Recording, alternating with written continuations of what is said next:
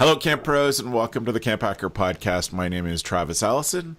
I'm a summer camp marketing and strategy consultant, and I help camps translate what they do so that parents understand the value of what they offer. I'd like to offer a chance for my co-hosts to introduce themselves. Hi, my name is Dan Weir. I'm the Director of Camping Services at Frost Valley YMCA. Frost Valley is a year-round camp conference education facility up in the Catskill Mountains, so we're about 2.5 hours from Manhattan, and I just finished my 21st summer working here. And my name is Gabrielle Rail, and I'm one of the camp directors at Camp Waro. Camp Waro is an all-girls camp situated in the Laurentian Mountains, and we focus on providing a positive girl community while doing that in French and English. And I also think, every time I'm like, how many years? I think I'm like Dan. I think it's my 21st. Very excited. You usually are the same number as Dan. Yeah. Sweet.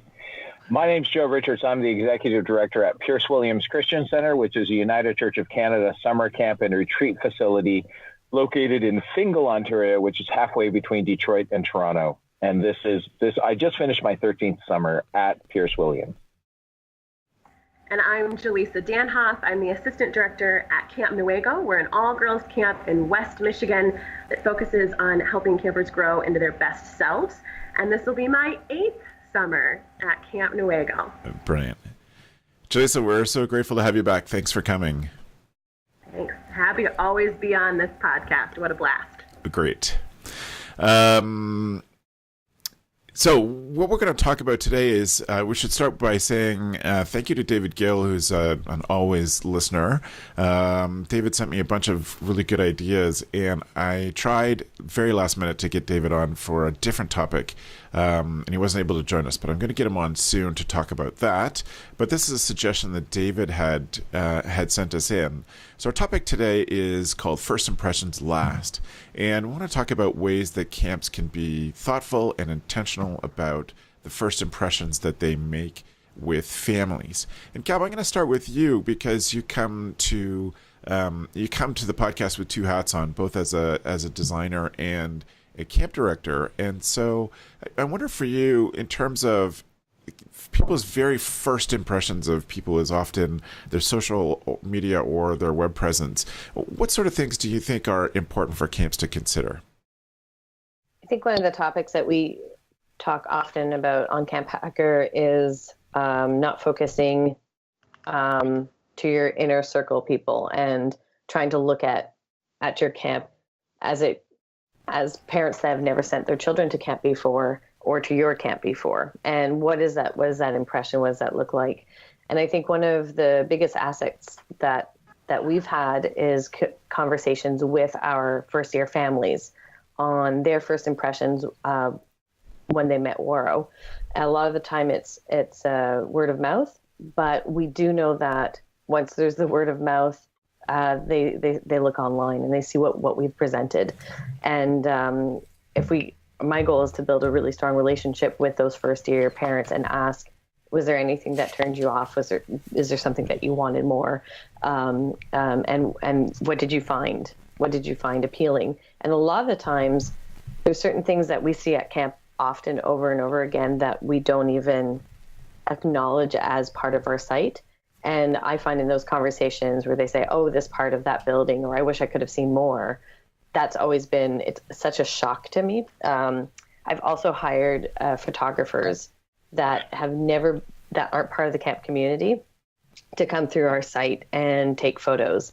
And our conversations afterwards are really interesting because one photographer came and thought that I had piled logs in a certain area so that it would be picturesque. And all I see is this pile of logs that I remember was placed there 9 years ago. And I keep walking by being like, these need to move right now. Every year it's right there. And he just thought it was such a gorgeous spot. And then we ended up doing some camp photos around that area. So it's also nice to have an outside standpoint, but definitely thinking of it as people that have never thought of camp before. What are they seeing for the first time? Yeah.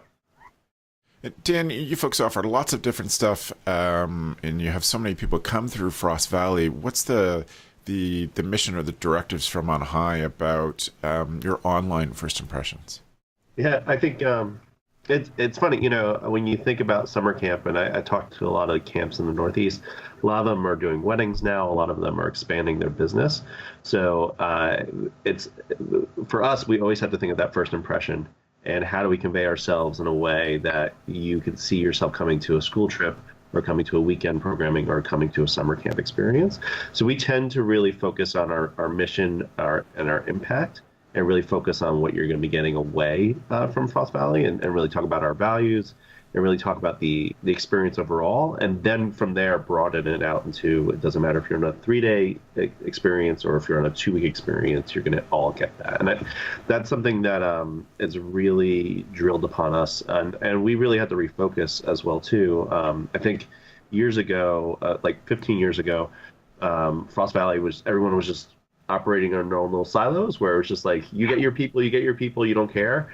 And now we really see the benefit of collaborating on everything and being this year-round place to people in their lives.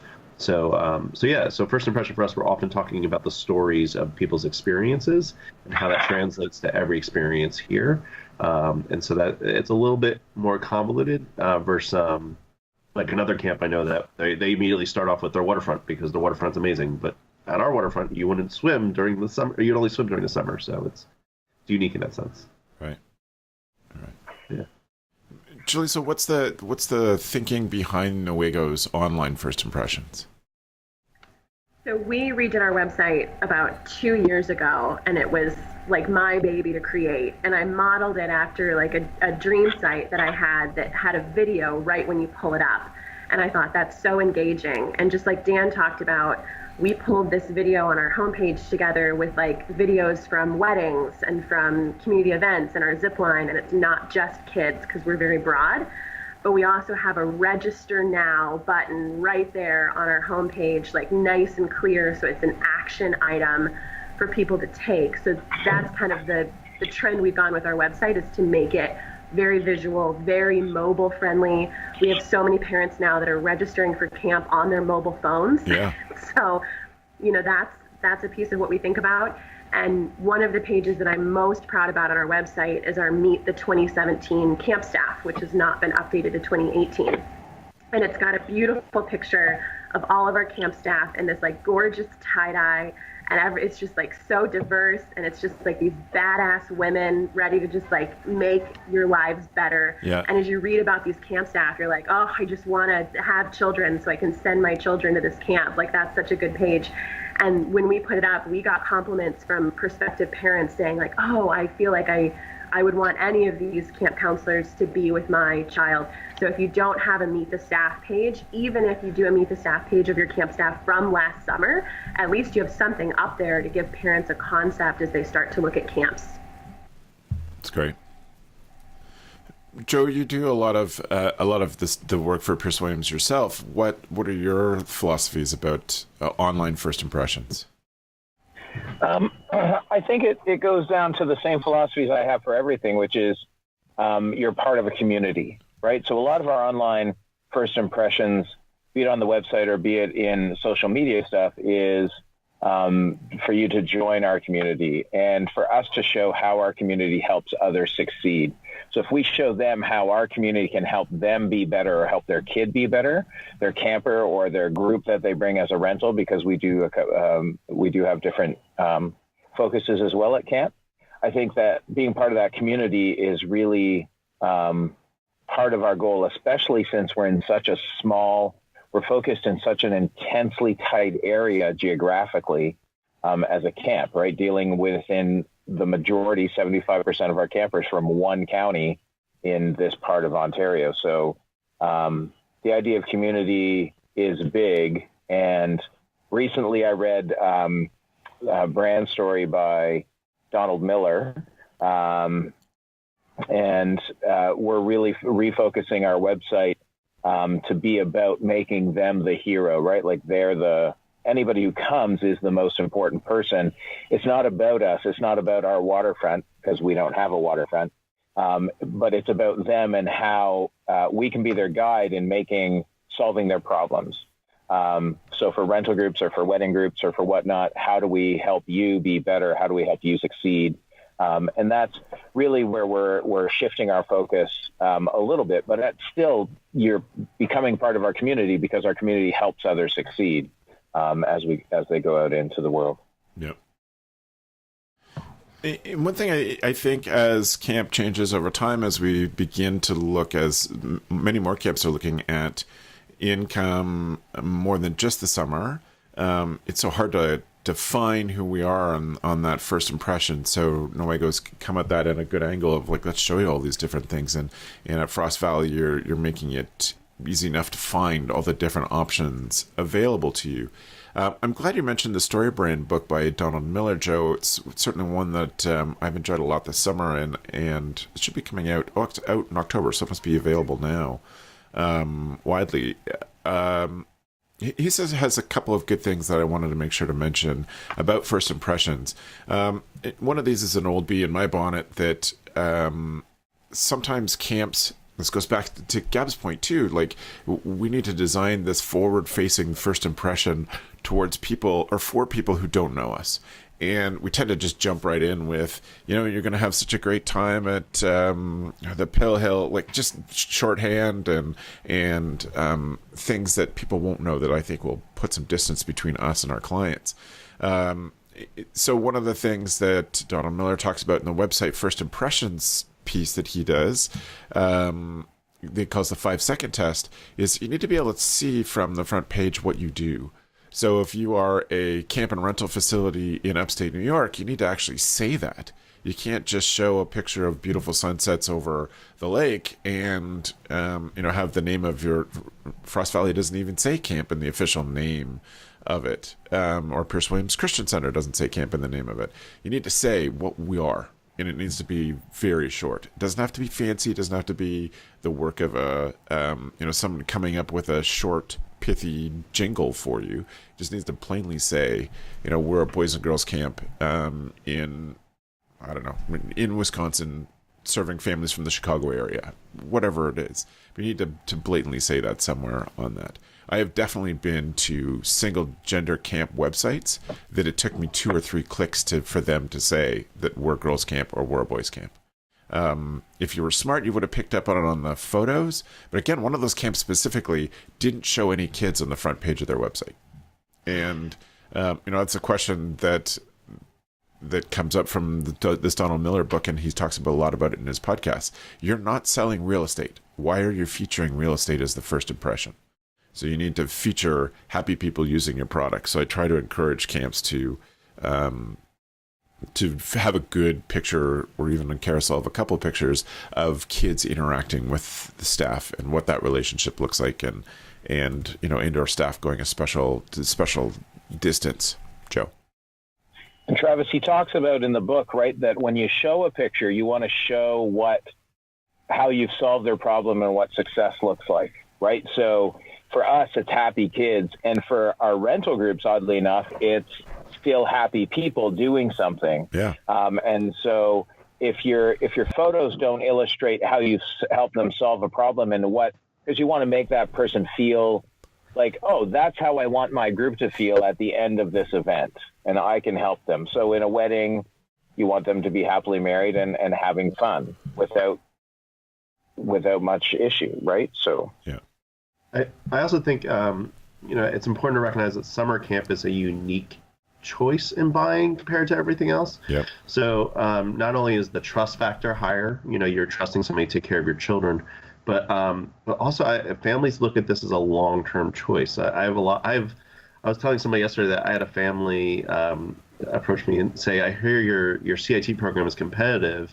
I don't know if I want my kid to go to your camp because one day they're going to be a CIT, and I want them to be a CIT at the camp. But if they can't get in, I don't know how I feel about that. And so they are thinking that long term when they are purchasing your camp, for lack of better words, when they're sending your child to your camp. So I would encourage you to think that way as well in your branding. Yeah. Do any of you have any specific instructions or training for those people who answer the phone, or ways that they answer their emails? Lots of nods. Who wants to go first? Yeah. I'll kind of speak to that. Thank you.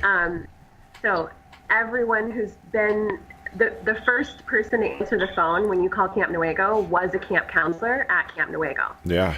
And that makes a huge difference. And we also don't have a video, like a recording, a phone recording. It's a human being picking up a phone.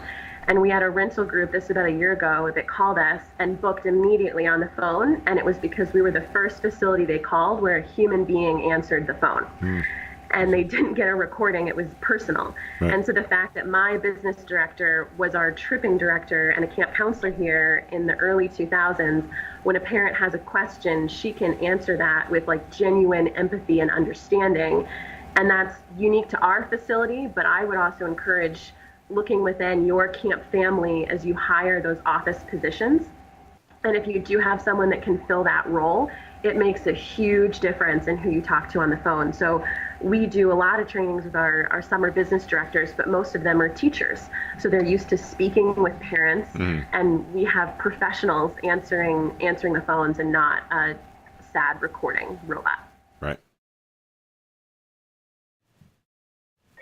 We have a set sort of way that you answer the phone. I was just going through it, right? And it's really quick because I don't want to waste your time if you're calling me. And so when I pick up the phone, it's, hi, this is Pierce, good morning. This is Pierce Williams, Joe speaking.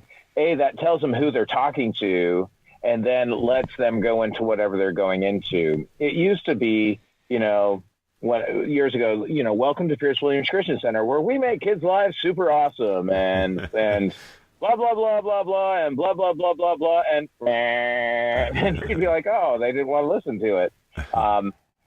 So we do that for phone calls. That's the set answering technique. But as for emails, that's interesting. I haven't thought about how people respond to emails. We don't even have unified signatures, which is a bit of that's just me not paying attention to that small detail. All right. Gab, what's it like for Waro? And you've even had to train any of your office admin in the last year. Yeah, everything that goes through myself or through Jackie in the beginning stages, and I think it is the problem solving mentality. What can I do to help you, and following that through, and genuinely wanting to build a relationship with that person. So that first interaction is the first step of that relationship, all the way until the 88th interaction, because we know that it's every opportunity that you have, just like when you talk to kids that are waiting before they go in for a meal and you're chit-chatting with them. That's a little interaction that builds trust, and you get to know who they are.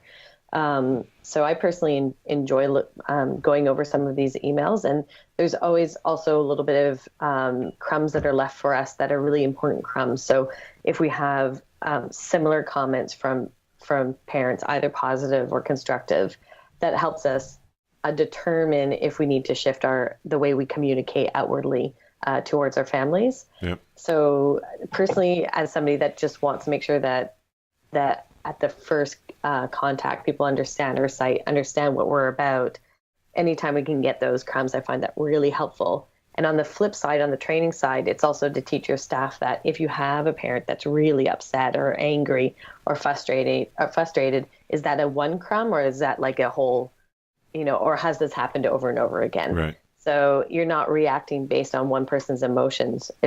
We react on base of sort of patterns. But it is to look at it as all opportunity to build connection and a relationship, and that each person at Waro is different. Though we'll do everything we can to problem solve with them, but we have our own personalities. Right. Cool. Yeah. How about Frost Valley, Dan? I'm going to take it from two different angles. So for seasonal staff, I find that the biggest hurdle that we face with phone calls in particular, they're great about text, but phone calls in particular, they're afraid to talk to parents. Right. They're afraid to actually engage in a conversation, that they're going to say something wrong and that the parent's going to jump down their throat. And so what we do, one of the first things we do during that week of training, we do just supervisors, is we get a bunch of like parents that are here that send their kids to the program and just do a parent panel where they're opening up about experiences they've had with their kids and having their kids at programs. So it's somebody that they're familiar with, but they can also be vulnerable with and ask questions and ask how that they want to be approached and that sort of thing. So we find kind of just getting over that mental hurdle of that the parent is on your side and not to assume that they're something else is important and this is really when the program is in action, and to take this approach. And then for year-round staff, we use a few tools that were given to us by Jeffrey Kaufman, who's a trainer. And Jeff Kaufman, he's done a number of camp conferences, but he also was a trainer for PricewaterhouseCoopers, which is a very large consultant firm, has traveled around the world doing sales trainings. And so one of the key tools we use is co-developing. So co-developing, it breaks into 4 steps. I'm just looking at it because I have it right above my wall, so I stare at the phone. So it's sharing, validating, co-developing, agreeing on the next step. So sharing is like sharing your perspective or your answer. Validating is, does this make sense? Do you have any questions about this? And then co-developing is saying how do we want to take it from here, and then agreeing on the next steps. So we find that when we're hiring people that they understand the value of our program, they can convey their story very well, but it's getting them to pivot that into what the parents' needs are. And so that's why we take this co-developing strategy, because it kind of meets the family's needs where they're at. So Right. Awesome. Well, I think... Just can I add a point, Travis? Have I just been good? Have I been good? I don't know. Just go. I'm good. So my question is, my thought was, as we talk about people who answer phones and first impression from that aspect, there's also the first impression. There's a first impression when they first call. Yeah. But there's also that first impression when they have their first problem with camp. Right. So you can have 88 interactions with someone, but if their kid has their first problem, that 89th interaction is the most important interaction, because now there's a problem and how are you going to deal with it? Right. And so in that first impression, it's that first impression is, how is this organization going to handle an issue that I have that is really important to me? Now, Dan's, sharing, validating, co-developing, and agreeing, that's a really good way to put in place. We've put in place a first impression that if you complain, you're going to get a phone call from me within an hour. No matter when it happens, and within an hour of us seeing that complaint, you'll get a phone call from the executive director to talk you through that complaint. I do zero research before I call, because I don't always know what the deal is, but the aspect is to make sure that they understand we're taking it serious enough to call them. Yeah. Very cool. And I was thinking about, step back, and thank you, Joe, for jumping in with that. That's such a great point. When I was prepping for this, I was thinking about what we did to talk to people about, now you get to answer the phone. It's a privilege that you get, but anybody on staff can do it if need be. And certainly we always told people to make sure that they stop and concentrate on the conversation. Not grab a phone on the fly. It's like, hey, this is Travis's camp, but not Travis. But just to stop and say, hello, thank you for calling. This is our camp. This is my name. How can I help you? Short, but at least you're concentrating on the moment in front of you. That could be it could be that the last moment before parents make a decision to send their kids, the last one thing they need is this conversation. It could be a family emergency and they're calling to say this child's grandparents just died and we need to come pick them up. It could be them calling to complain. It could be all those things, but by taking the moment, take a breath, answer, that's helpful. You can tell that, I think, when people pick up the phone. One other thing that I think is sort of the secondary impression of phone calls, and this kind of, it's something I find frustrating in different businesses. If I call and ask to speak to somebody, when people called our camp and asked to speak to a specific person, myself or Beth or the cook or whoever, we would say, of course, I'll go get them for you. May I ask who's calling? And then I could give the next person that I hand off to enough time to sort of put their head on for whatever the conversation was about. But just like, sure, here you go. then I think you're losing an opportunity to have your staff come across as really professional or prepared. That person may say, I will be there in 30 seconds. Please tell them I'll be there in 30 seconds. I need to get that piece of paper that we need for this discussion. Something that says, we got our stuff together in 360 degrees. And that was a tough thing to train our staff to do, but once they got it, it's been really helpful. It was really helpful for us to make, the next person, the handoff person, look smart and in control, and etc. I'd like to move on to on-site first impressions, and I think that there is some really important stuff there. I think what Gab said about having somebody with fresh eyes come on to the site and tell you. We've had friends that come to visit us. We're like, look, we need a fresh pair of eyes in this. There are lots of things that we miss. Please don't feel like you're being hypercritical. We want you to be that. It's helpful to us. I had a friend who'd done construction who came to camp for the first time. I was like, can you just give me your first impressions? Be thoughtful, like set them up ahead of time, front load them and say, please let us know. That changed things. Like we'd had to move our dumpster from a nice hidden place out close to the highway because of the bears, and so we just had people's first impression was a dumpster, and so we're like, okay, we have to change that. We didn't even think about it. We were solving one problem while creating another problem and not considering what that problem was. So we changed what the entranceway was because people found it hard to find on the highway. We made put up flags, and it used to be, honestly, when I first started there, it was a sign that was 8 inches high by 2 feet long. On a post with a little arrow. That was what the opening day impression was. Now it's got flags and A-frame signs and all sorts of stuff, and even details like registration starts at this time and closes at this time. All those things that help on an opening day first impression. I'll leave it there. I want to come back to talking to training staff how to deal with their first contact in person. But what are some of your thoughts about first physical impressions of the site? Joe, I know you've got to get going soon. Why don't I give you a chance to get in on this?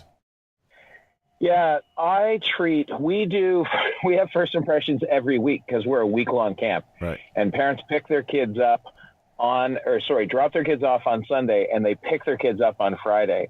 And so our goal, ever since I've arrived at Pierce Williams, my goal is to, as a camp director, I want them on and off site as quickly as possible so that camp can start and I don't have parents where my staff can mess up with. And so we literally, if you were to come on a Sunday, what we say to you as a parent is arrival time is 7 p.m. We know through history and experience that parents start showing up as early as 6 o'clock. Of course. Because historically they would get in line and wait until registration opened at 7. And so years ago, we were just like, great, let's be set up for 6 o'clock as a staff. We leave 7 o'clock on the website and on all of our registration stuff. But as soon as parents arrive, we get them moving through the line. When you drive in, there's someone at the sign greeting you, waving to you, stopping you. And when I say at the sign, I don't mean right at the highway road. We have another sign maybe 200 meters further up the road. And so there's someone there who greets you and says, great, if you go up and see the person waving up there, they'll help you, direct you to a parking spot. And then the parking people take over and they direct them to a parking spot. And at that moment in time, myself or my camp director go to their car. And as they get out, we greet them and the camper, and we say, great, who are we dropping off today? Or if we recognize the camper and we can call them by name, that's awesome as well. So they've had 3 interactions before they even get, just as they step out of their car. And then we send, great, there's 2 steps. You're going to get your kid checked for lice. We call it head massage, scalp massage. And you're going to go visit the medic to make sure everything's in order with your forms. And he'll tell you what cabin you're in. So I'm not sharing their cabin so parents can skip the medic line. Even though I know the cabin, it's on my cabin list. But at that rate, parents are now comfortable. They're like, okay, these guys, this is serious. Like they're directing people there. And part of it is selfish in the sense that if I let them park with no direction, our parking lot would not fit nearly as many cars. And if I let them if I let them pull in with no direction, there's a couple of different ways they could go, right? So part of it is us looking professional. Everyone's in their staff shirt and in khaki shorts. And my staff sometimes complain about khaki shorts, and I'm like, I once worked at a camp where they made me buy white shorts for arrival day. So just be thankful I'm allowing khaki. And that's the first impression. So, and oftentimes when a parent is coming back from dropping the kid off at the cabin, if one of us in the parking lot's like, everything's okay, how was that experience? Because we do train our staff on meeting a parent and doing the handshake and looking them in the eye and doing, Travis, your famous dry the hand off first little shift thing I can't show you in the car, right? So those are things that we go through with the cabin staff to get down on one knee to talk to a kid and all of those things as we go through, because we want that parent to leave feeling like my kid is going to be okay. Yeah.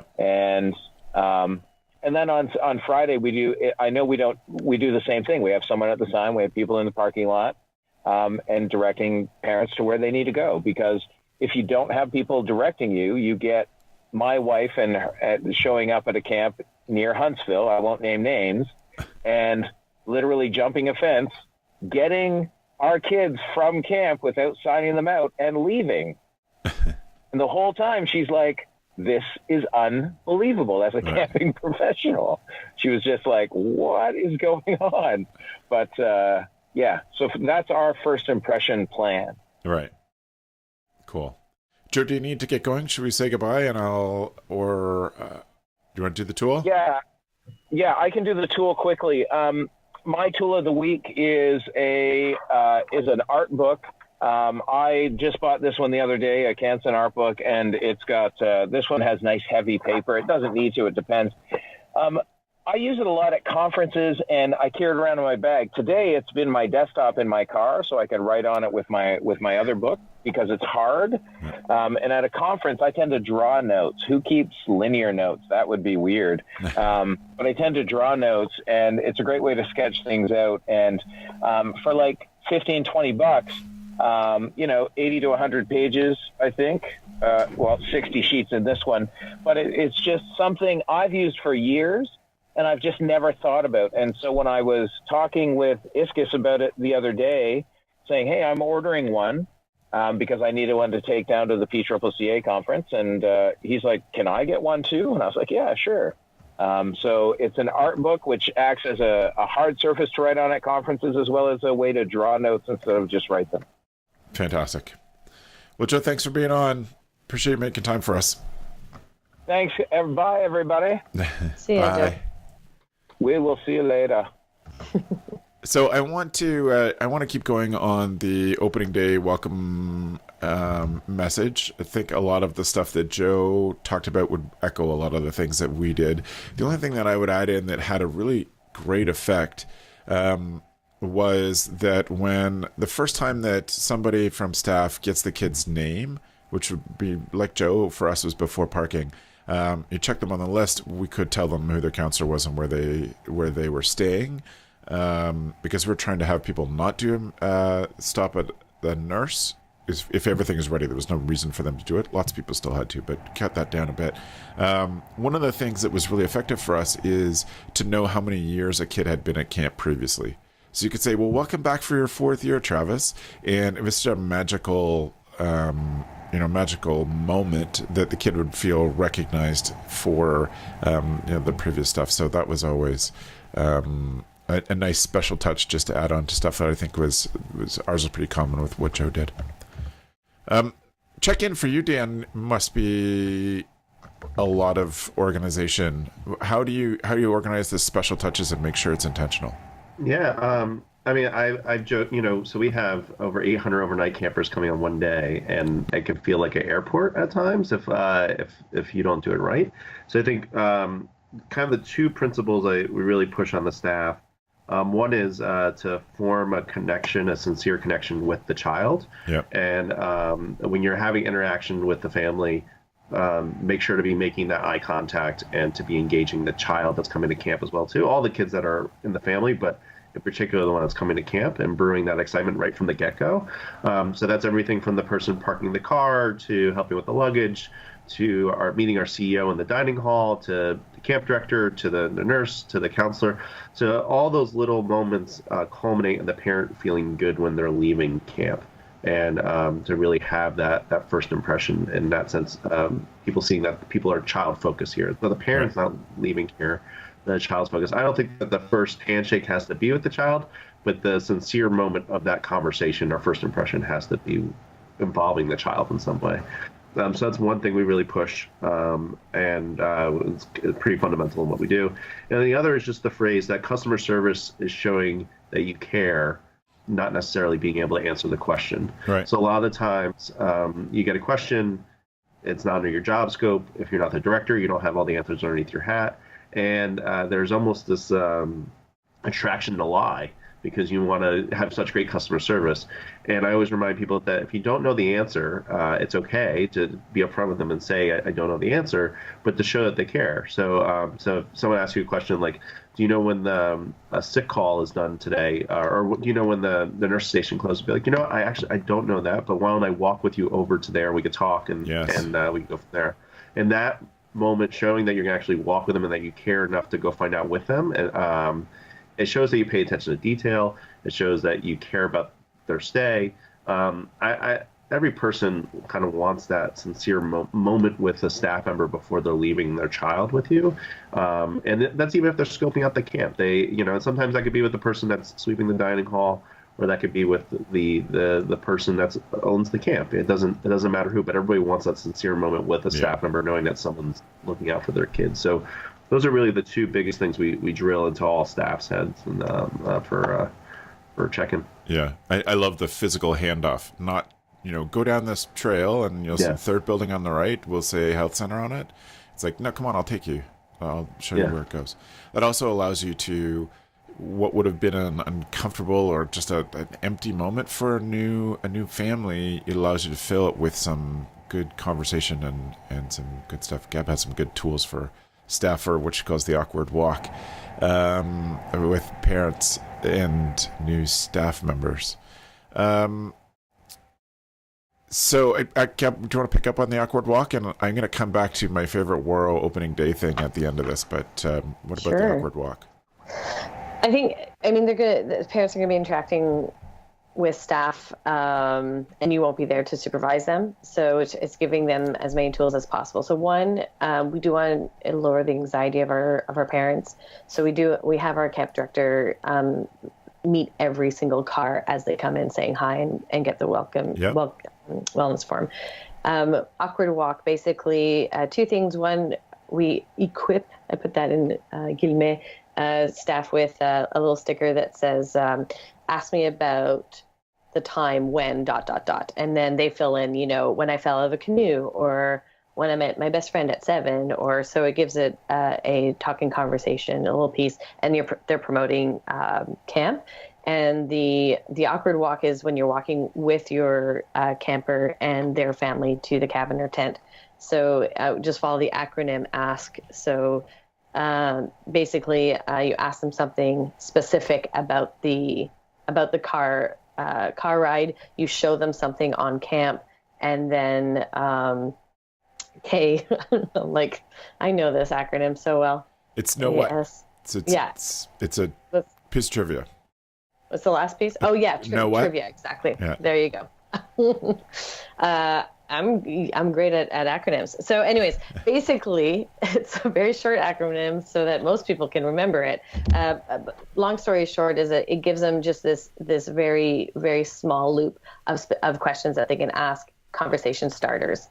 And the amount of times that staff members have said that it was useful, and then that they use it when they go home and they're at university and they're in a class and they have to do group work, and it's the beginning stages, and they do it. They're like, I asked the whole time, and everybody's like, you're so social. And they're like, nope, I'm not. I just know how to make things less awkward. So, I have good tools for camp. Yeah, exactly. Right on. Jalisa, what are important first impression opening day things for Nuevo? So I feel like driving up our driveway is like the entrance to Jurassic Park. Like that's how epic I want it to feel. I want you to feel like you're driving through this mystical, and like any moment you could see something you've never seen before. And I want it to be the customer service like you would expect from Disney, just like over the moon. And so we follow a very similar system to Joe, and the training that I give my welcome people, which are stationed is everywhere, is I want you to be like aggressively enthusiastic. And I tell my introverted staff, which we do hire quite a few introverts who I think do an amazing job at camp, I say, this is a time where I need you to reach within yourself and become the most intense version of yourself you've ever been before, because that's the confidence that parents want to see. We also offer tours on opening day and on closing day, tours of the waterfront and our buildings and of sleeping quarters that campers will be too young to be at. And we have, directors that are giving those tours, which I think is really valuable. And we offer ice water to families when they first come to our lodge. We have like not an orange cooler, but like nice pitchers of clean ice water. And the first thing our parkers say is, welcome to Camp Nuevo. Head to the lodge for bathrooms and check-in. Nice. Because we have a lot of families that drive very far and they need a bathroom break. And so you've got to tell them immediately where the bathrooms are, and don't forget that piece.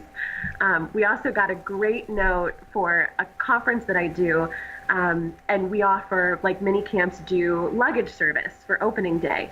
Well, we at this conference did not offer luggage service for closing day. And the response we got from an outside presenter was like, it seemed like opening day was really welcoming, and my stuff got brought to my cabin, and closing day it was like, get out, goodbye forever, carry your own suitcase. And so I think you've got to think about closing day in reverse of opening.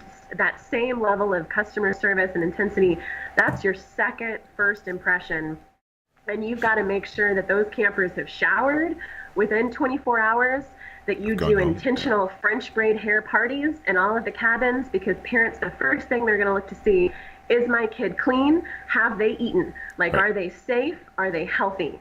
And that's a look thing. And so we really enforce that. And then I would say the best time to model this for your staff is opening staff training. So have this same procedure when your staff comes for staff training. Have parkers, have ice water out, shake their hand, tell them how excited you are, introduce 100%. them to someone else. Use these same exact steps with your staff training so that you teach them to get into this habit of aggressive enthusiasm. Yeah. One thing Scott Arizala said on a video I did with him one time was about kids and their luggage, and about taking their luggage to the cabins, especially if they show up on a bus and, all the kids get off the bus. There's this mass of humans happy to see them, trying to take them away onto the next first fun activity. And Scott's thing, which I thought was really smart, was, I'm a kid who's never been here before, and you're taking the only things I know in the world, and you're just disappearing.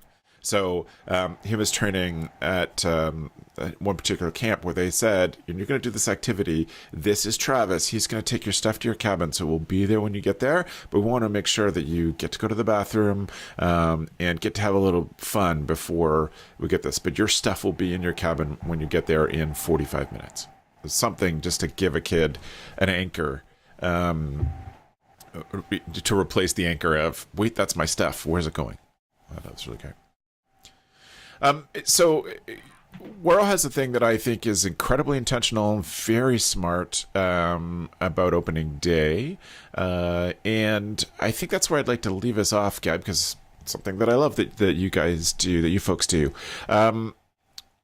You bring in campers at different times. Yeah, we so as I mentioned at the beginning of the podcast, we focus on trying to create together trying to create a positive female community. So that's not just staff creating that environment, it's also campers creating that environment. And as we know, new campers and returning campers coming together can it can be overwhelming for new campers. And especially camp individuals, when they see each other for the first time after a whole year, there tends to be a lot of high energy, which can be very intimidating. So what we do is we bring in our returning campers first. And so then they can get their screams out and they're jumping up and down and, oh my goodness, I'm in this cabin, in this group, this is my counselor. And all of that energy, they, put it to good use. And then I have a group conversation with all of our returning campers. And it's basically me and just the campers. We've been doing this for about 5 years, and we talk about how do we create a welcoming environment for our new campers. The most valuable campers that I have during this meeting are our second-year campers that are at that meeting for the first time. And our second most valuable group is our seniors. And so basically they help me have this conversation with the younger ones, and they learn how to shake hands. We talk about the difference between clumping and cliques. Right. And clumping is normal when you're with people that you naturally clump together. So we have to sort of acknowledge that clumping and then shift our bodies so that we can welcome new people. But most importantly, the second years talk about what people did from previous years that made them want to come back in the first 24 hours. And it really, really shifts the mood in the group from this high excitement to this almost, we're ready to receive these new campers. And they understand that they're almost working for 24 hours to make them feel included. And then that really ties into when we have, because our camp has 1 month program as well as a 2 week. So when the 2 week program happens, we've already had this conversation and we're able to talk about, what's that like coming into an already formed group. But it's really made a big difference. And it's helped campers be able to verbalize what our mission is in action. And it's so cool to see a 10-year-old shake another 10-year-old's hand. Yeah. New families are blown away by it. I act like it's not a big deal, but on the inside, I'm freaking out as well. I'm like, that's right. That's how we do it at Waro. That's how it's done. But inside, I'm like, yeah, it's totally normal. It's no biggie, guys. That's brilliant. I think it's as I say, intentional and thoughtful, and must make for much better first impressions for families. And then you're putting the training in for, they are going to become, a whole bunch of them are going to become your staff. Yeah. So you're putting in that training on how do you do that with other staff members? How do you do that with families? Right. Our campers are learning Michael Brandwine and Westy. So I think that's so, by the time they're 17, they're like, yeah, Michael Brandwine and Westy got this. So what's next? Do you better tell people what Westy is who don't know Westy? Westy is basically an acronym for welcoming people. So I think W's warm smile. Yeah. Then there's the E, right? So eye contact, shake hands, tell them something, and then introduce them to somebody else. I think that's basically, wow, I did better with Michael Brandwine than my own acronym. Anyways, it's a great way to actually introduce how to shake hands. Yes. And it's a wonderful way of first impressions. Right. Great. Yeah. Super cool. Mm-hmm. Well, thank you to the three of you here and to Joe for adding some great insight and great tools to camps looking to make first impressions that last.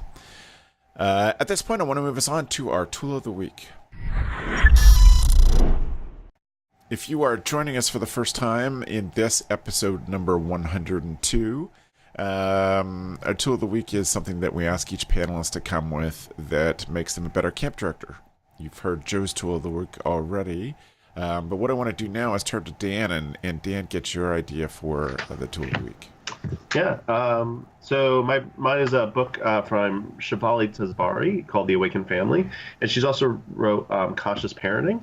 But basically, her book is all about stress that families put on their children, right, and how they can address that within and it's just a really nice approach of it. And so we do a book club at work. We read a book once in the fall, once in the spring, and we tend to bounce between books focused on business or a team and books focused on youth development. So, so as authors, the new Heralds from Oprah. This is definitely one of the top selling parenting books right now, and so it's a really good read. I really find it's nice. It reminds us to be lowering the stress level in people's lives, to be helping them with the camp experience, not adding to it in that sense. Right. So, yeah, it's just a great book. Awesome. Thanks, Dan. Jalisa, what's your tool? My tool is a speaker system called the Beacon 8000, and it comes from Anchor Audio. And I posted this in the Summer Camp Pros Facebook page as one of like the best things that I purchased in the past 3 years. And it's like life-changing. So the commercial for the speaker system is like used by the Navy, the NFL. And I watched it and I was like, yeah, that's what I need. Like, I need that. And it folds up and rolls. It's completely portable and rechargeable. This thing is just like a tower of noise. It gets so loud, and I do big team buildings for groups of thousands, and so I need something like this to be in a big open field, but it looks classy enough to have out at our weddings. And best of all, if it gets any scuff marks, you just Sharpie on over those scuff marks and it's back to new. But the fact that it's so portable, so rechargeable, has Bluetooth, it will run you about $2,500, but they often do show specials. Right. I get no money from the people that make this, but if you do see them at conferences, stop by and get a show special, because we've used it now for 4 years, and it's taken a good beating, and it's still going strong. Good. I love industrial products for what we do. Yeah. Thank you very much. Gabrielle? I'm going to go on less industrial, but can be just as fun is fairy lights, LED fairy lights. I've been buying them this year. I bought them in bulk at Costco, $28 for like 8 little battery packs. And they, it was like I was in Costco and I was like, how many can I get of these things? I was like, more lights. They're awesome. They're great for making your lodge, your dining room look nice. For evening programs, for girls' circles. I can't stop using them. I also have an obsession with buying light bulbs, though. I have a problem, so this might be particular to one's taste, but I can't stop using them. So the ones they're a strip of LEDs. Are they the ones with the exposed wire, the exposed copper wire? That's just right. A little battery pack. Okay. And they have 8 different settings, and my favorite setting is the 8th one because it just stays on for 8 hours, and it has its own timer. So whenever you just set it, it will turn itself on and off. Right. So I think that's quite lovely too. But I lend them to my staff as if they're mine, but they're technically camps. Yes. But I'm like, okay, yes, you may use them, and it's special. So. You can get the speakers and the fairy lights together while reading a really good book. Right. And, all very good things. Yeah. That's awesome. Cool. Well, Gab, if people have any follow-up questions and they want to get in touch with you, what's the best way to do that? You can email me at gabs@waro, OUAREAU.com. Check me out on Twitter and Instagram at Gabrielle Rail. And you can see where I work at waro.com. Excellent. Thanks for being here, Gab. Thanks. And Dan, how about you? Yeah, so my email address is campdirector@frostvalley.org. You can find me at danlovescamp.com. I also oversee Tri-State Camp Conference, so I have a heavy hand in that. I'll be at the YMCA Camp Marketing and Fundraising Symposium coming up in the week. The Society of Camp Directors in Toronto, which I'm excited of, coming up in 2 weeks.